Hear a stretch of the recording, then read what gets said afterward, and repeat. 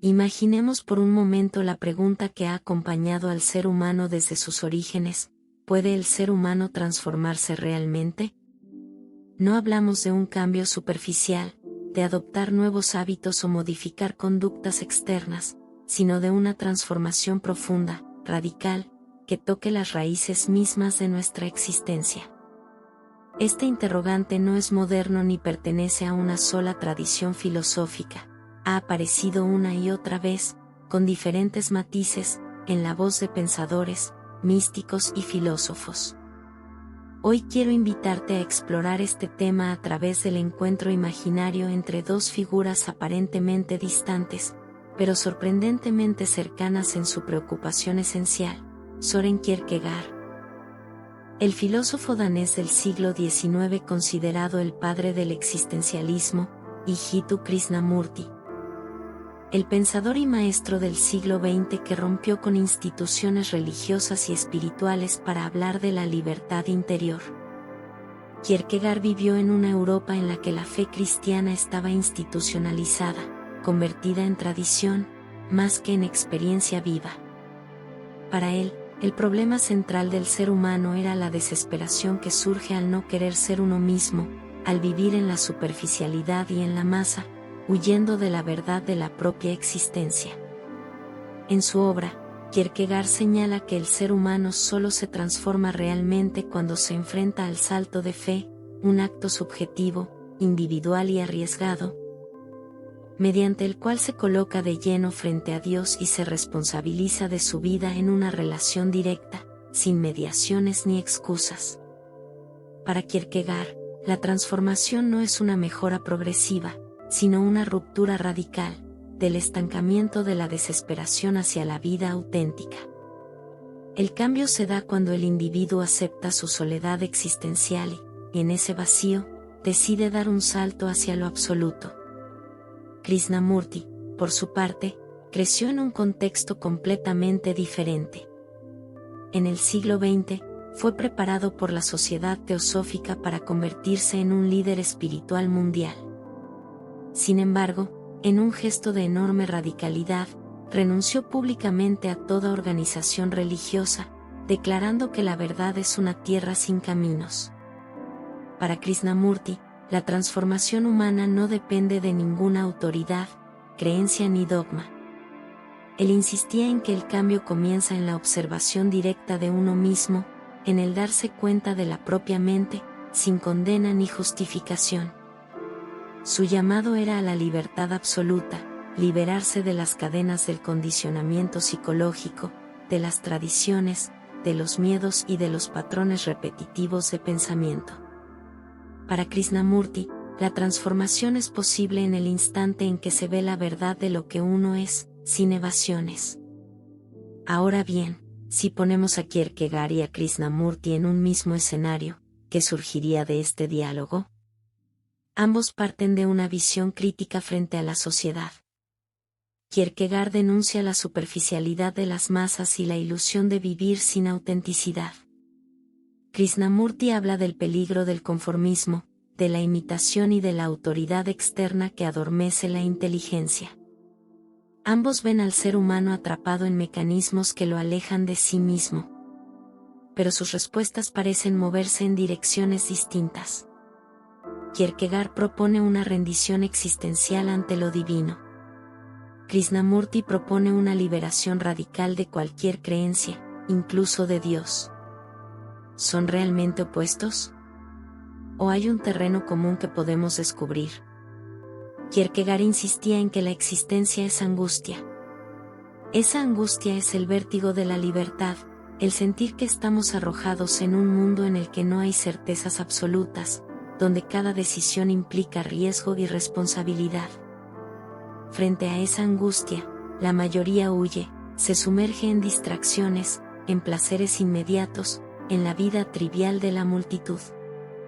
Pero quien se atreve a enfrentar esa angustia puede dar el salto hacia la fe, hacia una relación viva con lo eterno. Para él, sin ese salto, la vida humana está destinada a la desesperación. Krishnamurti, por su parte, también veía el sufrimiento humano como producto de la huida, huimos de nuestro miedo, de nuestra soledad, de nuestra violencia interior.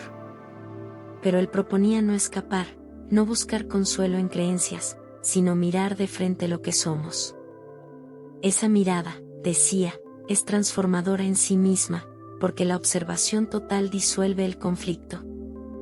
El punto en común es claro, tanto Kierkegaard como Krishnamurti nos llaman a enfrentar lo que tememos, a dejar de huir. La diferencia está en la dirección. Para Kierkegaard, el salto lleva a Dios; para Krishnamurti, la libertad es posible sin necesidad de recurrir a lo divino. Podríamos preguntarnos entonces, ¿qué significa transformarse para cada uno? En Kierkegaard, transformarse es convertirse en un individuo auténtico, singular, que se relaciona directamente con Dios, sin depender de instituciones religiosas. La fe es la llave, pero no una fe ciega ni heredada, sino una decisión personal, existencial. Para Krishnamurti, transformarse es despertar de los condicionamientos acumulados por la cultura, por la educación y por la memoria. Es descubrir una mente libre, capaz de percibir sin distorsión, de amar sin dependencia, de vivir en paz. En ambos casos, la transformación no es superficial, implica morir a una forma de ser para renacer a otra. Tal vez lo más interesante es que ambos filósofos rechazan el progreso lineal. Kierkegaard no creía que uno pudiera llegar a la fe por un proceso gradual de perfeccionamiento moral. Era un salto, un quiebre, un cambio radical. Krishnamurti, de modo similar, insistía en que la transformación no ocurre en el tiempo, como si uno pudiera avanzar paso a paso hacia la libertad. Para él, el cambio solo puede ocurrir ahora, en el presente, en el instante en que se ve la verdad.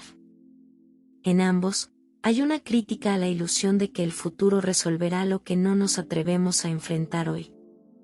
Si llevamos estas ideas a nuestra vida actual, la pregunta se vuelve urgente: ¿cómo se transforma realmente el ser humano en un mundo marcado por la prisa, la distracción y la superficialidad?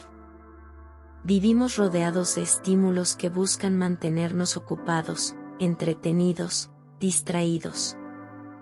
Las redes sociales, la productividad constante, la necesidad de reconocimiento, todo esto puede verse como las nuevas formas de la multitud de Kierkegaard o de la sociedad condicionada de la que hablaba Krishnamurti.